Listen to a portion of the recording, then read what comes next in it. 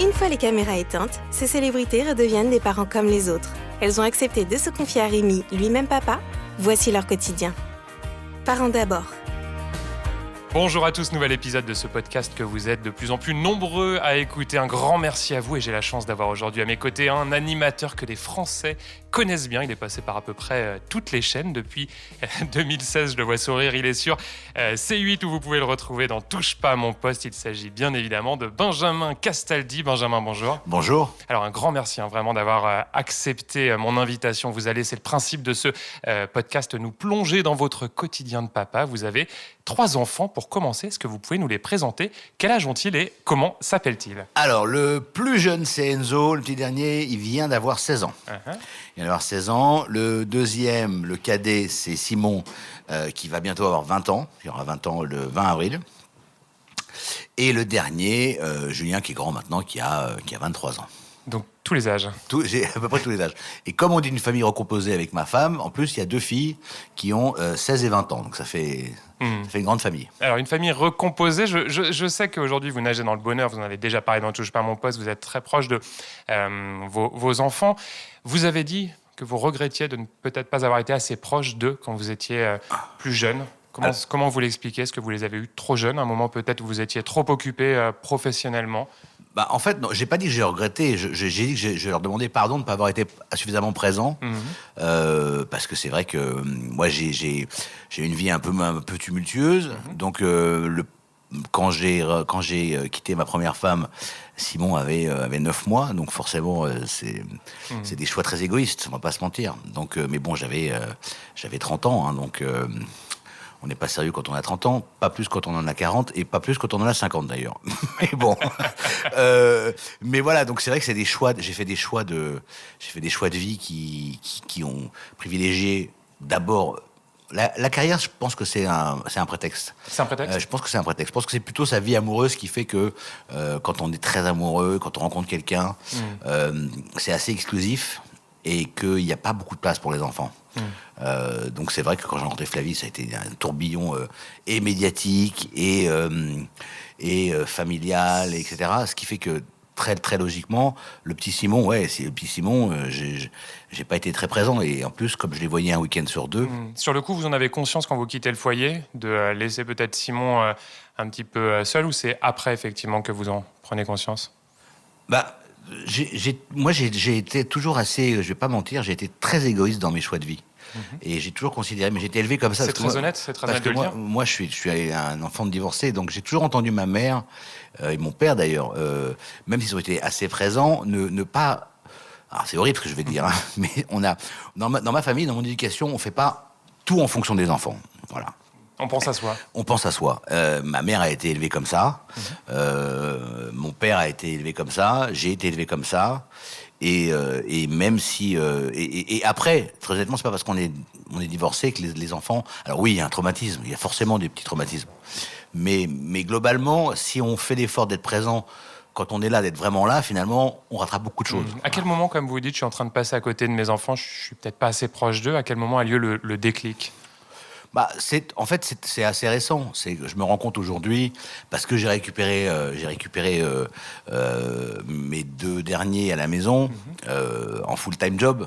Alors aujourd'hui, peut-être pour expliquer concrètement, vous les avez tout le temps? J'ai tout le temps. C'est-à-dire qu'en fait, la situation s'est inversée. Avant, j'avais mes enfants un week-end sur 2. Donc Enzo notamment avec Flavie Flamand, c'était une semaine chez Flavie Flamand, une semaine chez Benjamin Castaldi. Non, c'est un week-end sur 2. D'accord.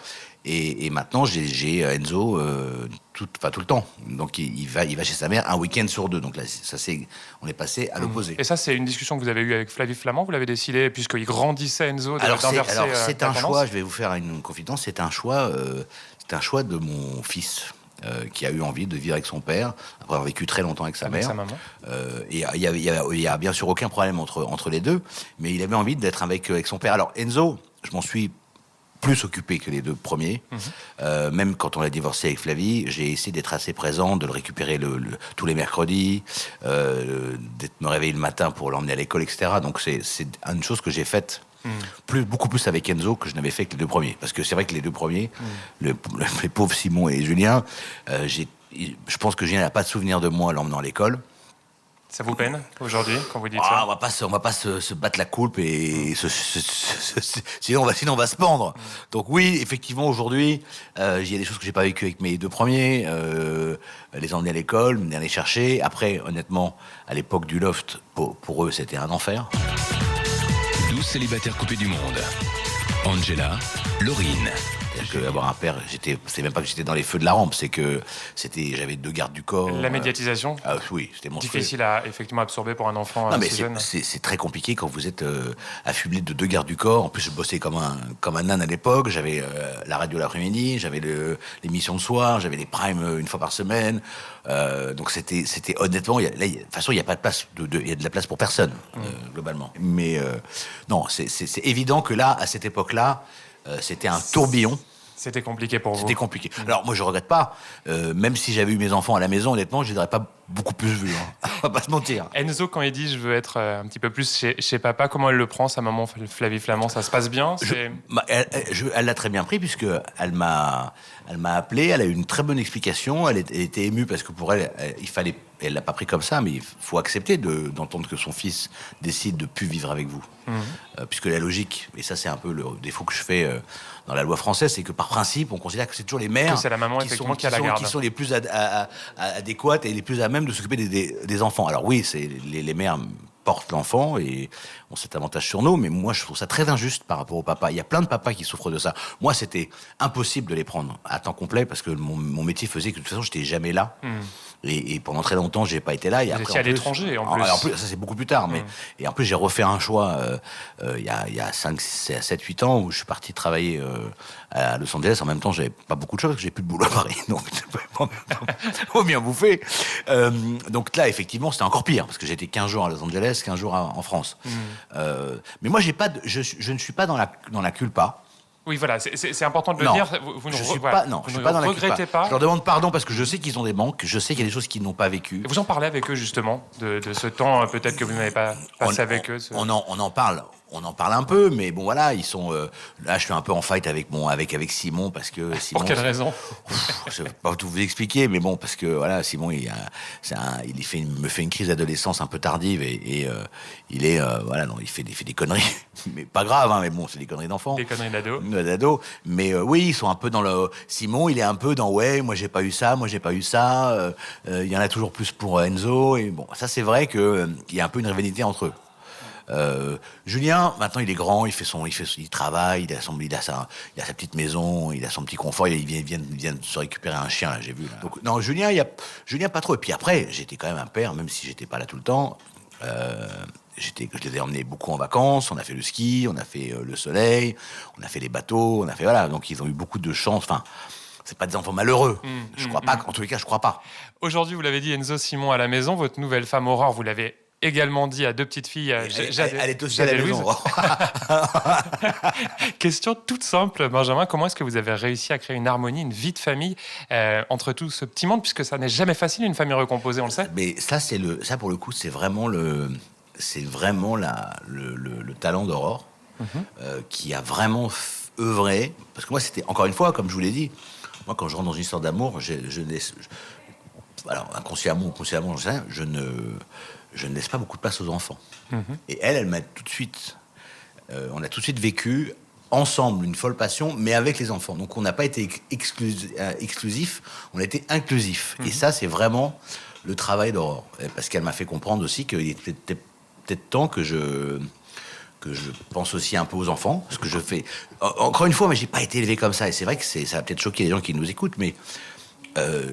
moi, le tout pour les enfants, le sacrifice, le don de soi, faut pas tomber là-dedans. Enfin, moi, je ne veux pas tomber là-dedans. Et vous reproduisez ce que vous êtes en train de dire, peut-être ce que vous avez vécu quand vous étiez gamin. Je trouve que moi, ça m'a forgé, ça m'a élevé, ça m'a donné des qualités et une force dans la vie que je pense que je dois à ça. Parce que j'étais finalement assez non pas laissé, mais juste... j'ai baigné dans mon jus à moi, et j'étais pas tout le temps dans les jupes de ma mère, et encore moins dans les jupes de mon père qui n'en portait pas. J'ai été élevé dans le principe que, il y a des choses qu'on doit faire, bosser à l'école, être bien élevé, dire bonjour, ça paraît con, mais dire au revoir. Et le fait que mes parents aient été divorcés, moi j'ai pas eu de manque, et j'étais surtout eu des grands-parents très présents. On en reparlera tout à l'heure des grands-parents. Le beau papa, Benjamin, avec les filles d'Aurore, il est comment? Beau papa cool, beau papa strict? Je suis pas très facile à vivre. C'est-à-dire? Je gueule tout le temps. Donc on est chez vous, c'est quoi Benjamin Castaldi? Colérique? Non, je gueule. Sur quoi? Sur le ménage qui n'est pas fait? Non, je rentre, il y a des choses qui ne sont pas rangées? Il y a un truc qui traîne par terre. Je dis, ça commence à bien faire. Enfin, je gueule. Il me reproche de gueuler d'ailleurs souvent. Mais en fait, ma force, et ce qui fait la réussite un peu de notre couple, c'est que je n'ai mis aucune différence avec mes filles adoptives qu'avec mes propres enfants. C'est-à-dire que je les traite aussi durement, entre guillemets, et aussi câlinement, et aussi autant dans le bien que dans le mal, je ne fais pas de différence. C'est-à-dire que quand je leur gueule sur les uns et sur les autres, je ne fais aucune différence. Croyez-moi, tout le monde est logé à la même enseigne chez Castaldi. Voilà, tout le monde est logé à la même enseigne, mais c'était très vite comme ça, et ça a été, je pense, aussi la clé du fait qu'on s'entende bien avec Aurore, et que les choses avancent très bien. Enfin, parce que c'est une galère, hein, je vous le dis. C'est vrai. Globalement, moi, je vois autour de moi, c'est très compliqué. De créer une harmonie, effectivement, entre tout ce petit monde. Il y a soit vous avez votre conjoint qui considère que vous n'êtes pas assez gentil avec ses enfants, et pas assez avec ses enfants, et plus avec les vôtres. Très logiquement, ils vont considérer que vous faites une différence, etc. Nous, à la maison, honnêtement, il n'y a pas ça. On a vu récemment sur Instagram une photo de famille, justement prise à l'occasion des 16 ans d'Enzo, de son anniversaire. On voit sur ce cliché Fly Flamand votre ex-femme qui est juste à côté de votre femme Aurore. Ouais. Alors, question très directe, pardon Benjamin. Est-ce qu'il arrive qu'Aurore soit jalouse de vos ex-femmes qui sont restées quand même très présentes dans votre vie? Non, alors je vous rassure, elles ne sont pas très présentes. Faut pas confondre Instagram et la vie de tous les jours. Mais vous êtes en très bon terme, par exemple avec Flavie Flamand, vous en parlez. On est en bon terme. Ça reste des relations tendues. Ça reste des relations tendues. Mais qui se sont apaisées ou non avec le temps? Oui, un peu. Mais oui, il y a toujours des sujets qui fâchent. Donc, liés aux enfants, à l'enfant? Ouais, on va dire au passé. Mais non, mais moi je trouve c'était important. Ça aussi, c'est Aurore qui a apporté ça. Moi, j'avais pas un besoin irrépréhensible de réunir tout le monde. Alors pour le coup, mes ex-femmes, moi, je suis pas du tout de ceux qui fonctionnent en meute et en caravane et avec le banc, l'arrière-banc. Donc c'est important de le préciser, elles ne sont pas ultra présentes dans la vie de Benjamin Castaldi. Non. Là, j'ai une relation plus proche avec ma première femme, Valérie, parce que d'abord c'est mon premier amour et qu'on s'est rencontrés quand on avait 14 ans et qu'on a quand même vécu 15 ans ensemble. Quand on s'est séparés, j'avais 30 ans. Donc, qu'avec Flavie Flamand. Et avec Flavie, finalement, on est restés mariés 5 ans et ça a été assez rapide. Alors, pour le coup, même quand c'était tendu, on a toujours été d'une seule et même voix concernant l'éducation d'Enzo, et il était globalement très protégé. Allez Benjamin, ça fait déjà quelques minutes qu'on discute ensemble, qu'on plonge dans votre quotidien. Je vais vous proposer une respiration avec un petit quiz. Ceux qui nous écoutent régulièrement savent que c'est la tradition dans ce podcast. Ça s'appelle le Daddy Quiz. Alors c'est très simple, je vous explique. Je vais vous poser quelques questions, Benjamin. Pas de joker, évidemment. Est-ce que vous êtes prêt, Benjamin? Prêt. Est-ce que vous surveillez vos enfants sur les réseaux sociaux? Ah oui, très important. Alors d'autant plus avec mes filles adoptives, parce que je suis très très angoissé par tous les tordus qui traînent sur les réseaux sociaux. Et que les filles aujourd'hui maintenant, c'est vas-y que je te fais la pause, et que je te machin, et que je mets la jupe courte et tout. Oui, je suis très vigilant à ça. Ouais. Est-ce que il vous arrive de surveiller les petites copines de vos garçons pour savoir avec qui ils sortent? Alors, non, il y en a que je ne peux pas supporter. C'est vrai. Et je me suis pas gêné pour leur dire d'ailleurs. J'ai même une fois appelé, je dirais pas qui, mais j'ai appelé les parents pour leur dire que leur fille était proprement insupportable. Voilà. Donc pareil, je n'ai pas de filtre, donc je me gêne pas pour dire quand ça va pas. Est-ce que vous avez déjà donné une gifle à l'un de vos enfants? Alors gifle au sens cinématographique, non. C'est avec la grosse baffe qui part de loin, non. Je les ai un peu bousculés, mais pas de ouf, ouais. Un peu. J'ai bousculé un peu Simon et un peu Julien. Ouais. Si l'un de vos garçons devient chroniqueur dans l'émission Quotidien, émission concurrente, on le rappelle, de Touche pas à mon poste, qu'est-ce que vous lui dites? J'ai bon courage pour supporter l'autre fou. Est-ce que vous enverriez votre petit dernier Enzo une semaine entière en vacances chez Cyril Hanouna? Ah oui, sans problème. Alors, comme il a à peu près le même âge mental que mes enfants, Cyril, comment vous dire qu'il n'y a aucun problème. Ça tombe sur. Je pense qu'il se marrait plus chez Cyril que chez moi, d'ailleurs. Dernière question de ce Daddy Quiz. Est-ce que vous regrettez de ne pas avoir eu de fille? Ah, ça y est, il faut jamais dire Fontaine, ça peut encore arriver. Hein. Mais non, oui, je regrette, bien sûr que je regrette. Faut pas vous mentir. Quand on fait 3 enfants et qu'ils étaient 3 garçons, on préférait avoir 3 filles. Avoir une fille, je veux dire. Et je rebondis sur ce que vous venez de dire. Est-ce qu'il vous arrive de discuter avec Aurore d'un enfant, d'avoir un enfant, votre enfant cette fois-ci, à tous les deux? On discute pas, mais voilà, ça pourrait arriver. Voilà. Ça pourrait arriver. C'est quelque chose dont vous avez envie. Je vous vois sourire. Non, mais ça peut. Non, mais j'étais pas forcément le plus chaud, mais finalement, je me dis que ce serait peut-être pas mal. Donc c'est un projet que vous avez. Un projet, c'est un projet dans un couple. Et c'est la suite logique, quand on est marié, de faire des enfants. Bon, après, est-ce que j'ai suffisamment de spermatozoïdes à mon âge? Je ne sais pas. Au cours de ces 20 dernières années, Benjamin, vous avez connu des hauts et des bas sur le plan financier. Ouais. Vous avez gagné beaucoup d'argent, vous en avez aussi beaucoup perdu. Vous avez même été, vous l'avez déjà raconté, victime d'une escroquerie. Comment, dans ce cas, vous avez réussi à protéger vos enfants, à faire en sorte qu'ils ne soient pas impactés? Ça, c'est très important sur le plan financier. Ils ont été impactés. C'est-à-dire ils ont très mal vécu cette période parce que, même si les gens ont du mal à le croire, ça a été quand même une descente aux enfers absolument abyssale. Concrètement, vous n'avez plus d'argent? Mais concrètement, c'est vous allez au distributeur tirer 20 balles et ça ne sort pas. Voilà. C'est-à-dire que vous en êtes au point où vous avez emprunté à peu près à tout l'entourage possible, imaginable autour de vous, et vous ne pouvez pas faire le plein de fuel de la maison parce qu'on ne pouvait pas tirer de chèque, vous êtes interdit bancaire, vous n'avez plus de carte bleue. Vous pouvez acheter des cadeaux à vos enfants? Non, parce qu'on ne peut pas forcément acheter, parce qu'à Noël, au moment où on paye avec la carte, elle est refusée, on repose des cadeaux, ça fait bizarre. Ça vous est arrivé? Ça m'est arrivé une fois, ouais. Dans un magasin? Ah oui, dans un magasin, oui. Et ça, pour le coup, et après, quand vos enfants partent d'une maison qui était censée être leur maison d'enfance et que la maison est saisie, qu'elle va être vendue et qu'ils savent qu'ils la reverront plus jamais, je peux vous dire que ça... On est en quelle année? On est en 2015, un truc comme ça. Ça, la maison, pour eux, ça a été un choc, un traumatisme? Ça a été un choc épouvantable, comme de me voir errer comme un zombie en pyjama chez moi, parce que le téléphone sonne plus, que vous n'avez plus de boulot, et plus un rond, et que vous avez des huissiers qui sont là tous les jours. Et c'est très compliqué. Vous leur dites quoi à ce moment-là? Ça va aller mieux? Papa va retrouver une chaîne? Non, parce qu'on n'a pas lié ça... en fait, moi, j'ai toujours été d'un naturel très battant, donc... il y a cette période-là de latence, ça a duré peut-être 3-4 mois où c'était vraiment, vraiment la galère, mais c'est comme ce qu'on voit dans les... On peut pas penser que ça m'est arrivé, mais ça m'est arrivé. Et comme moi, je refuse de... De toute façon, c'était ça où je me pendais, hein, je l'ai dit déjà. Après, il faut encaisser. Hein, vous êtes...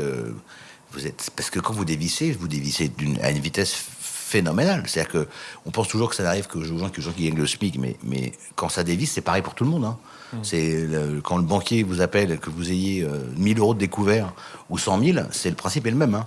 Quand le robinet est coupé, il est coupé. Et ça, on ne peut pas en parler à l'extérieur, puisqu'évidemment, on va vous dire maintenant, Benjamin Castaldi ne peut pas être en galère. Non, mais après, on vous dit, c'est bien fait pour ta gueule, t'as vu comment tu vivais, t'avais 14 bagnoles, t'avais 14 maisons, t'avais qu'à pas aller en vacances, toutes les conneries qu'on peut entendre. Et vous avez sérieusement pensé au suicide? Non, parce que je suis pas d'un naturel suicidaire, mais quand je dis non, mais c'était ça où je me pense, c'est qu'effectivement, il fallait que je réagisse. Et j'ai eu la chance d'avoir de me bouger les fesses et de partir tenter de l'aventure. C'est ça qui m'a pas rendu riche, mais qui m'a permis juste de... Vous évader. Déjà, d'échapper au marasme de la vie française, parce que quand vous avez tous les jours 5 huissiers qui sonnent et que vous retenez le frigo d'une main et la télé de l'autre, c'est assez fatigant, et surtout, ça vous empêche quand même de faire votre métier. Le problème, c'est ça, c'est que... Et ça, c'est un aspect très important. Quand vous êtes dans la merde et que vous êtes votre métier, c'est l'image. Et vous devez offrir aux gens l'inverse de leur quotidien merdique. Pour ceux dont le quotidien est merdique, bien évidemment. Faire rêver les gens. On doit faire rêver les gens. Il faut une sacrée paire de coucougnettes pour... et moi, c'est ma chance. C'est ça mon instinct de survie. Toujours concernant l'argent en toute franchise, Benjamin, est-ce que vos divorces vous ont coûté cher en pension alimentaire? Une fortune. Ça m'a coûté une fortune. Chaque divorce, les 2 divorces. Même le dernier, où en plus, connaissant la situation, à la limite, c'est même encore pire, je trouve. Mais non, oui, ça coûte une fortune. Moi, j'ai pas été épargné. Mais de toute façon, Dans les tribunaux, déjà, vous êtes le père, donc vous êtes fautif, donc vous êtes... moi, en plus, j'étais celui qui était bling-bling, celui qui avait dépensé à tort et à travers. Qui était parti Du en foyer. plus, donc là, on vous rate pas. Hein. Donc vous avez eu des grosses pensions à payer après les deux divorces. Énorme. J'avais fait le calcul, ça m'a coûté une fortune. Hein. En 20 ans, on est sur plusieurs millions d'euros. Ouais. Alors ça, plus une escroquerie, plus une baisse de régime, ça vous laisse deviner l'ampleur de mes dettes. Ça fait beaucoup. Aujourd'hui, ça va mieux financièrement ? Pour l'instant, non, parce que je suis en procès et que ça n'est pas réglé. Donc c'est très compliqué là, je recommence un peu à... J'ai pris en main, j'avais du retard d'impôts, donc ça, les impôts... à moins de s'appeler Florent Pagny, c'est compliqué d'y échapper. donc vous payez vos impôts en France. Je paye mes impôts en France et que voilà, donc j'ai trouvé un plan d'appurement, mais on peut pas apurer tout en même temps. Donc c'est parce que j'ai connu ça aussi. Parce qu'il y a le moment où ça bascule, quand vous êtes saisi, quand tout votre salaire est saisi, qu'on vous laisse 1147 € par mois et que vous avez déjà 30 000 € de prélèvement d'impôts tous les mois. Donc c'est très compliqué. Ça, c'est encore des systèmes aberrants français. Même si on va vous expliquer que c'est de votre faute, qu'il fallait anticiper mon cul sur la commode, t'as qu'à y croire. Quand ça vous arrive, c'est très compliqué parce qu'ils vous laissent vraiment... Quand vous gagnez beaucoup d'argent, la part saisissable, c'est 100%. C'est une aberration. Et comme moi, je n'avais pas d'enfant plus à charge, ils te laissent même pas de quoi payer ta pension alimentaire. Non, mais c'est ouf. Quand vous réfléchissez à ça, mais franchement, vous imaginez, donc vous êtes déjà dans le trou. Donc les pensions, vous les payez plus parce que forcément, on vous saisit votre salaire. Les impôts, vous les payez plus parce qu'on vous saisit votre salaire. Et après, on vous reproche d'avoir pas payé vos pensions alimentaires. Et certaines de vos ex vous traînent au tribunal pour abandon de famille. Laquelle ? Je vais pas vous le dire, mais il y a quand même de quoi avoir envie de foutre des coups de poing dans la gueule des gens. Hein. Une de vos spécificités, vous en avez parlé tout à l'heure, votre célébrité, votre notoriété. Comment est-ce que vos enfants ont réussi à l'apprivoiser ? Vous nous avez expliqué que c'était très très compliqué au moment du loft. C'était compliqué parce que j'étais très protégé. Non, moi j'ai eu une chance énorme, j'ai une fierté, je n'ai jamais changé en 25 ans. Les gens qui me connaissent, les gens qui m'ont connu il y a 25 ans, je suis exactement le même. Donc moi je ne suis j'ai ni la grosse tête, je suis pas insupportable. J'ai pas un mec qui me fait mon lacet à gauche et un deuxième qui fait mon lacet à droite. Et je vais assez normalement, globalement. Surtout que j'ai des boots en ce moment. Magnifiques boots. Vous avez vous-même grandi dans une famille à l'histoire incroyable. Hein. Vous êtes un enfant de la balle, on le rappelle pour ceux qui l'ignorent, fils de Jean-Pierre Castaldi, de Catherine Allégret. Vos grands-parents étaient Simone Signoret, Yves Montand, rien que ça. Comment est-ce que vous avez réussi à vous construire dans l'ombre de ces immenses, et je pèse mes mots, figures ? Moi, j'ai une chance, c'est que c'était déjà pas mes parents, mais mes grands-parents. Vos grands-parents. Et moi, j'avais des parents comédiens, et contrairement à ce que les gens pensent, comédien, c'est avant tout une passion et certainement pas un métier où on gagne beaucoup d'oseille. Si, sur 100 comédiens, vous en avez 3 qui sont stars, qui gagnent très bien leur vie, vous en avez 5 qui gagnent correctement leur vie, et le reste qui survivent. Il faut quand même le savoir. Non, mais, parce que la précarité chez les comédiens, effectivement, c'est pas quelque chose qui est connu du grand public. Je l'ai dit sur TPMP, je le redis. Mon père, s'il n'a pas une complémentaire et s'il n'a pas la chance de mettre un peu d'argent de côté, il touche 840 € par mois de retraite. À 75 ans, il continue à se faire chier sur les planches 4 fois par semaine parce qu'il peut pas s'arrêter de bosser. Donc c'est une réalité économique vraiment forte. Donc vos grands-parents, cette figure imposante. Eux, ils étaient stars. Donc star, c'est autre chose. Star, on est dans le domaine de l'inaccessible, aussi bien financièrement que dans la vie de tous les jours. Quand mes grands-parents font un film, ils touchaient à l'époque 3-4 millions de francs. Et comment on se construit Donc c'est comme si vous gagnez 3-4 millions d'euros aujourd'hui. C'est énorme. Mais comment on se construit dans l'ombre de ces figures ? Parce que c'est compliqué de se sentir à la hauteur qu'on a un tel Non, mais moi j'ai beaucoup. Je vous dis, j'ai dû naître dans un chaudron. Je suis extrêmement costaud et j'avais vraiment farouchement envie de réussir. Mais surtout pas en faisant le métier de comédien. Vos fils aujourd'hui vous regardent dans Touche pas mon poste. Ils en pensent quoi ? Je vais être très honnête, ils ne me regardent pas moi, ils regardent Cyril Hanouna. D'accord. Parce qu'ils étaient fans de Cyril avant que vous ne rejoigniez l'aventure. Ça m'énervait un peu d'ailleurs. Et qu'est-ce qu'ils en pensent de vos prestations ? Est-ce qu'il y a des moments quand même où ils peuvent vous dire « Papa, t'abuses, t'en fais trop, tu me fous la honte avec, je sais pas, tel ou tel déguisement » Enfin, comment ça se passe à la maison quand ils débriefent l'émission ? Quand je me fous à poil, comme il y a encore 3 jours à l'antenne, je me fais insulter, pas par mes enfants, mais par ma femme aussi. C'est vrai. Mais je m'en fous tellement, en fait. J'ai pas d'ego sur ça. Mais quand vous dites je me fais insulter, c'est sérieux ou non ? Ah non, je me fais engueuler. Vraiment engueuler ? Ah, je me fais engueuler. Mais vous disent quoi ? C'est papa, tu devrais pas. Non, mais comment tu fais ? Franchement, c'est nul. Tu devrais avoir plus de filtres. Tu devrais avoir plus de filtres, tu te rends pas compte. Les gens, ce qu'ils disent de toi. Après, et comme j'en ai rien à foutre de ce qu'on dit de moi. Ça, c'est drôle, vraiment zéro filtre aujourd'hui. Non. Ouais. Bah, si vous avez du filtre, il faut faire une autre émission qui touche pas à mon poste. Oui. La pub comme j'aime, où on vous voit tester le célèbre régime de Bernard Canetti, ça fait beaucoup parler, notamment sur les réseaux sociaux. Quelques petites moqueries, il faut dire les choses. Est-ce que vos enfants se sont aussi payés votre tête? Comment ça s'est passé à la maison? Pas du tout. Pas du tout. Non, mais en fait, contrairement à ce qu'on... Moi, j'ai pas fait la pub comme j'aime parce que je voulais un énorme chèque. J'ai fait la pub comme j'aime. Je vais vous dire pourquoi. Parce qu'un jour, j'étais devant ma télé et je voyais pour la 8 millionième fois la pub passer et j'ai décroché mon téléphone et j'ai commandé comme j'aime. Et ma femme m'a dit, mais en tant que client. Ouais, mais ma femme m'a dit, mais t'es complètement débile, toi. Tu devais être le seul connard connu qui va commander via le standard. Elle a dit, je vais appeler comme j'aime et je vais leur mettre que je fasse la pub pour eux. D'accord. Donc ça vient de votre famille. Voilà. Vous avez touché un gros chèque. Est-ce que vous pouvez nous dire de quel ordre il était, ce chèque? Non, je ne parle plus d'argent depuis 10 ans. On est en France, c'est pour ça? C'est compliqué par rapport à d'autres pays, peut-être, de dire des grosses sommes. Ça peut choquer les gens. Moi, j'ai eu le tort de penser, j'ai eu le tort de penser que c'était bien de dire qu'on avait réussi, et faut surtout pas le faire. Des jalousies? C'est de la connerie surtout. Allez, pour conclure ce podcast, on le conclura sur une note non pas financière, mais sur un petit message. C'est le traditionnel mot de la fin. Y a-t-il quelque chose que vous aimeriez dire à Julien, Simon et Enzo, un message à leur faire passer s'ils nous écoutent, s'ils écoutent ce podcast? Je vais leur dire qu'ils écoutent. Non, mais mes fils, ne changez pas trop. Restez comme vous êtes et arrêtez de penser que star est un métier ou que milliardaire est un métier.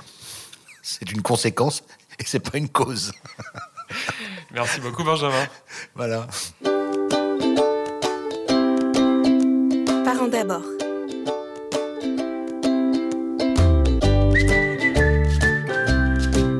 Et je rappelle que vous pouvez retrouver ce podcast sur le site de Télé Loisirs, mais aussi sur les plateformes Deezer, Spotify, Pipa ou encore Apple Podcast.